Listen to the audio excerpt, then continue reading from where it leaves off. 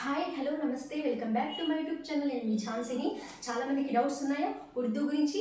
ఉర్దూ ఎవరి భాష? ఉర్దూ ఎందుకు నేర్చుకోవాలి? ఉర్దూలో ఇంపార్టెన్స్ ఏంటి? ఉర్దూలో జాబ్స్ ఉన్నాయా లేవా? ఉర్దూలో మనకు ఆపర్చునిటీస్ ఉందా లేదా? ప్లస్ ఉర్దూలో వేకెన్సీస్ ఉంటాయా లేదా? ఉర్దూ నేర్చుకోవడం వల్ల ఎవరికి ఎక్కువ ఉపయోగం ఉంది? ఉర్దూ ఎవరి భాష?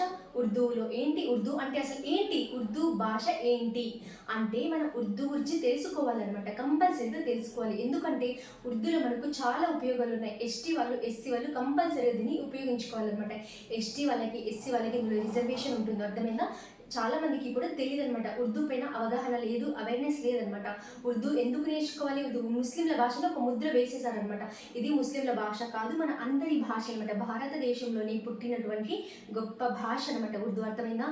మన అనుకోవచ్చు మీరు తెలుగు కదా గొప్ప భాష, ఉర్దూ ఏంటి అనేసి. రాంగ్ అనమాట. ఇది అన్ని భాషలు కూడా మనవే, మనకు మతాంతో సంబంధం లేదనమాట. ఉర్దూ మతానికి కాదు, ఉర్దూ మనకు చెందినది, మన ఇండియాకి చెందిన, మన భారతదేశం అటువంటి భాష అనమాట. ఉర్దూ ఏంటి? మతానికి కాదు, మన భాష అనమాట. ఉర్దూ ఎక్కడ పుట్టింది? ఉర్దూ భారతదేశంలో పుట్టింది అనమాట. మీరు అనుకుంటున్నారా ఉర్దూ అనేది ముస్లింల భాష అని? ఇది రాంగ్ అనమాట. మీకు ఎవరు చెప్పారు ఉర్దూ ముస్లింల భాష అనేది? ఎక్కడైనా విన్నారా మీరు? రాంగ్ అనమాట. ముస్లింలు కూడా చెప్పారనమాట ఇది మా భాష అనేసి. అర్థమైందా? ఉర్దూ ముస్లింల భాష కాదు, మన అందరి భాష అనమాట. మీరు రీసెంట్గా చూసి ఉంటారు, పాకిస్తాన్ మరియు కాశ్మీర్లో యుద్ధం జరిగినప్పుడు అక్కడ కూడా ముస్లింలే హిందూస్ని కాపాడారనమాట. ఎక్కడో ఒక చోట మానవత్వం ఉంది కదా. సో మానవత్వం ఉన్నప్పుడు మనకు భాష ముస్లింలి అని ఎలా ముద్ర వేస్తారండి మీరు? భాష అనేది మతానికి సంబంధం లేదు. భాష అనేది ప్రతి ఒక్కరిది అనమాట. సపోజ్ తెలుగు ఉంటుంది, తెలుగు ఎవరు ప్రతి ఒక్కరు మాట్లాడతారా లేదా? కన్నడ వాడు మాట్లాడతాడు, మలయాళం వాడు కూడా మాట్లాడతాడు, ప్రతి ఒక్కరు కూడా తెలుగు మాట్లాడతారు.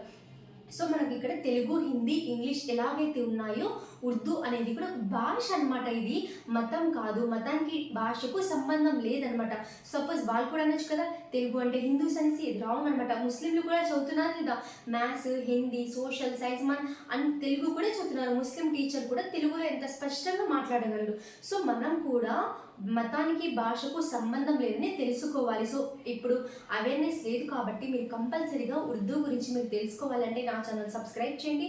మీరు ఉర్దూ గురించి తెలుసుకోండి, చాలామంది యూజ్ చేసుకోండి. ఎలా అంటే ఎస్టీ ఎస్సీలో రిజర్వేషన్స్ ఉంటాయి, మనకు తెలీదు. సో మీరు తెలుసుకొని దీన్ని యూజ్ చేసుకుంటారని నేను కోరుకుంటున్నాను. So thank you so much. మన ఛానల్ను సబ్స్క్రైబ్ చేయండి.